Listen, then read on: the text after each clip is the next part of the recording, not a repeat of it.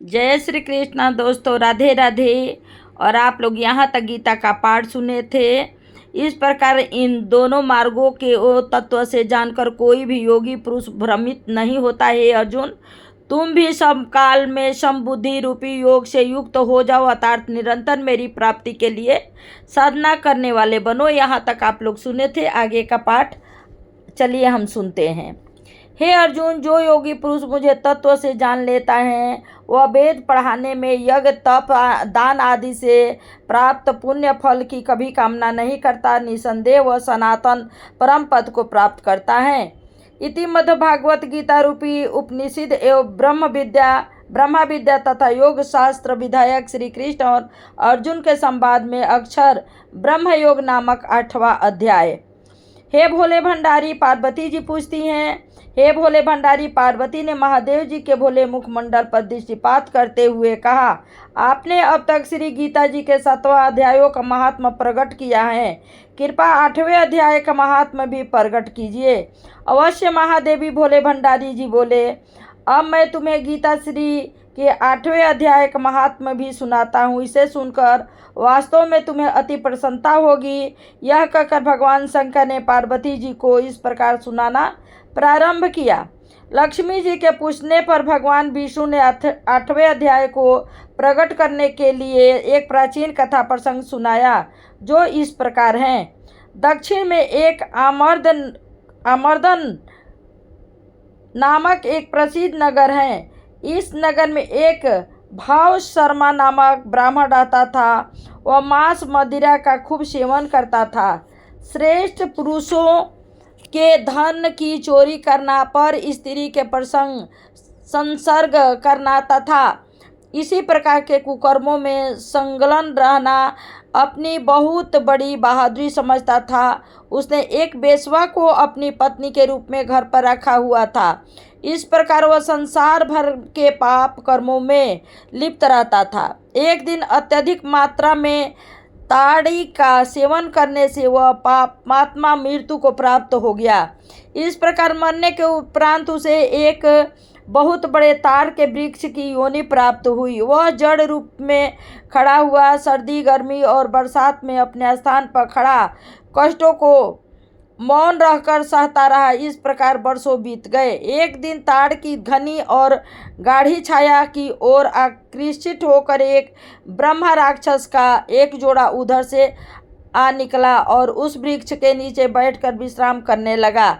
यह ब्रह्म राक्षस अपने पूर्व जन्म में एक सदाचारी ब्राह्मण था। उसका नाम कुशीबल था। वह वेदांगों के तत्व का ज्ञाता तथा संपूर्ण शास्त्रों के अर्थ का विशेषज्ञ था। उसकी पत्नी का नाम कुमति था, जो बड़ी ही दुष्ट प्रवृत्ति की थी। कुशीबल के एक विद्वान होने के बाद भी बड़ा लालची था। उस पर अपनी पत्नी के विचारों का बड़ा प्रभाव था। वो लोभवश प्रतिदिन अपनी स्त्री के साथ भैंस, काल पुरुष तथा घोड़े आदि का दान ग्रहण करता था और दूसरे ब्राह्मणों को दान में प्राप्त कोई भी वस्तु न देता था। अतः अंत में दोनों स्त्री पुत्री कालवश मृत्यु को प्राप्त होकर ब्रह्म राक्षस बन गए। अब वे इस योनि में कष्टों को भोगते हुए इस ताड़ वृक्ष के नीचे विश्राम के लिए आ पहुँचे। ताड़ वृक्ष के नीचे बैठकर पत्नी ने पति से पूछा, नाथ, हम लोगों के ये भयंकर कष्ट किस प्रकार दूर होंगे और कैसे इस ब्रह्म राक्षस की योनि से हमें मुक्ति मिल सकेगी? पति बोला, ब्रह्म विद्या के उपदेश, अध्यात्म तत्व के विचार और कर्म विधि के ज्ञान के बिना हमें इस योनि से कदापि मुक्ति मिलनी संभव नहीं है। यह सुनकर पत्नी बोली कि तद ब्रह्मा किम ध्याता कि कर्म पुरुषोत्तम। यह वाक्य गीता के 8वें अध्याय का आधा श्लोक था और इसका अर्थ है कि पुरुषोत्तम ब्रह्मा क्या है, अध्यात्म क्या है तथा कर्म क्या है।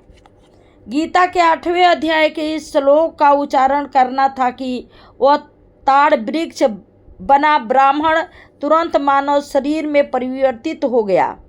ताड़ वृक्ष बने भाव शर्मा को तुरंत ज्ञान प्राप्त हो गया और विशुद्ध चित्त होकर वह पाप के चोले से विमुक्त हो गया। ब्रह्म राक्षस बने ब्राह्मण दंपति को भी इस योनि से तत्काल ही मुक्ति मिल गई। इसी बीच आकाश से एक दिव्यान वहां पर प्रकट हुआ तथा ब्राह्मण दंपति को उसमें बैठाकर और भगवान विष्णु के परम धाम वैकुंठ लोक की ओर प्रस्थान कर गया। इसके पश्चात ब्राह्मण भाव शर्मा ने उस श्लोक के आधे भाग को ही तन्मय होकर स्मरण उच्चारण करना शुरू कर दिया। वह काशीपुरी में जाकर रहने लगा तथा मध्य भागवत मुक्ति तथा उस श्लोक का नित्य प्रतिदिन जाप करने लगा। भगवान पार्वती ने पूछा क्या श्री गीता जी के 8वें अध्याय के श्लोक की एक पंक्ति ही ब्रह्म राक्षस और भाव शर्मा की मुक्ति दायिनी बन गई? हाँ महादेवी, भगवान शंकर बोले।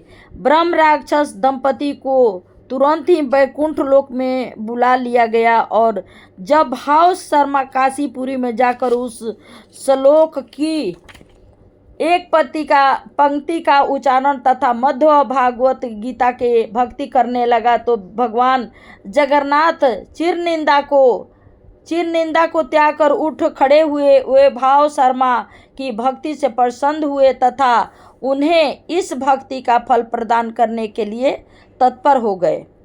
भगवान पार्वती जी बोली, श्री हरि जगन्नाथ जी भाव शर्मा को उसकी भक्ति का क्या फल प्रदान किया? पार्वती जी, भाव शर्मा को तो उसकी भक्ति और निष्ठा के फल स्वरूप मोक्ष प्राप्त हुआ ही साथ ही उसके जो पूर्वज नरक में पड़े हुए कष्टों को भोग रहे थे उन्हें भी मुक्ति प्रदान कर दी गई। भगवान जगन्नाथ बड़े ही भक्त वत्सल तथा करुणा और दया के सागर हैं। वे अपने भक्तजनों तथा अपने भक्तों के प्रियों को भी कष्ट में नहीं देख सकते। हाँ भोले भंडारी, भगवान जगन्नाथ नारायण वास्तव में ऐसे ही कृपा सिंधु हैं।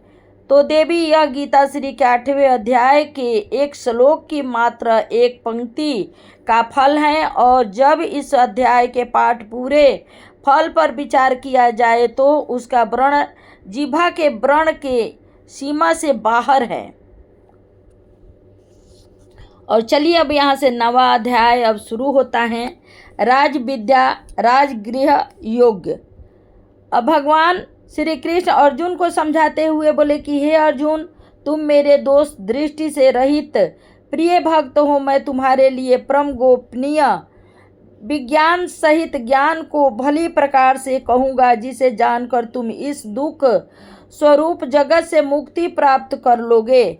यह विज्ञान सहित ज्ञान सभी विद्याओं का राजा है, सब गोपनीयों का राजा, अति पवित्र तथा उत्तम प्रत्यक्ष फल प्रदान करने वाला है। धर्मयुक्त साधना करने में सहज सरल तथा अविनाशी है। हे परंतप, इस उपरोक्त बताए गए धर्म में श्रद्धा भाव न रखने वाले प्राणी मुझे कभी भी प्राप्त नहीं कर पाते तथा सदा ही मृत्यु रूपी संसार चक्र में आवागमन करते रहते हैं।